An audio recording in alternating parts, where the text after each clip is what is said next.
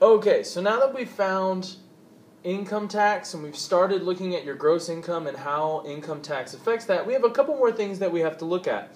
So we have Mr. Joe Houston here, and we're going to help him figure out what his paycheck is going to be, because if you notice, he's got some blank spots because we don't know how much he's made net salary after everything's been taken out.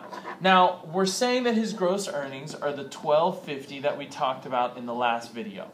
So based on that, we know that the federal income tax is $223.70. But there's a couple more things that we also have to calculate. If you notice, we have Social Security and we also have Medicare. And these are other things that are taken out of our daily paychecks that are put into accounts that the government uses and that come back to us later on in life. So we need to calculate how much is going out. So we have some different rates. Now, it's important to say, I'm not taking, remember before we said after the $1,250 was out, we ended up making around $1,050, $1,060. We're not continuing to take the Social Security and Medicare out of that number. Everything is coming out of our gross income right here.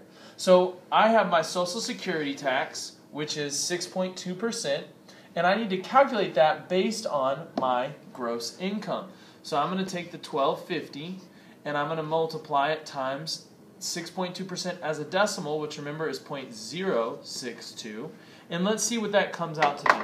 So I have my $1,250, my gross salary, times 0.062, which is our percentage rate for Social Security, and my Social Security that's being taken out of my paycheck is $77.50. There we go, $77.50. But we also have Medicare that needs to come out. Now, Medicare is a much lower percentage. It's only 1.45%. So again, I'm coming back to my gross salary. Always taking these percentages, tax, Social Security, Medicare, everything comes out of the gross pay before you figure out what your net is. So I'm going to take that times 0.0145, and we'll see what our Medicare tax is. So let's see, our $1,250 times 0.0145 as our percentage, and they're going to be taking out, we'll round that up to $18.13 for our Medicare, $18.13. Doesn't seem like much, right? But now let's figure out what the net pay is. And the net pay is the important number, because that is the number you're actually taking home in your pocket after everything's said and done. So I need to take all of these deductions right here, and I need to add them together for this box. So we'll take our $223.70, which was our income tax. We'll take our Social Security, which is $77.50, and then we will add on our Medicare, which was $18.13. And so all of my deductions, whoops, let me fix that up in my calculator real quick because I didn't get $18.13, only $1.13. $18.13, there we go. So our total deductions are $319.33.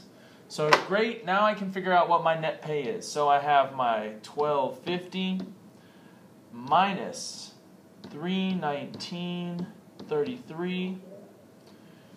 And my net pay, or not mine, but Joe Houston's net pay, is $930.67. So now we can write his check for $930.67. And if I write it out on the line, $930,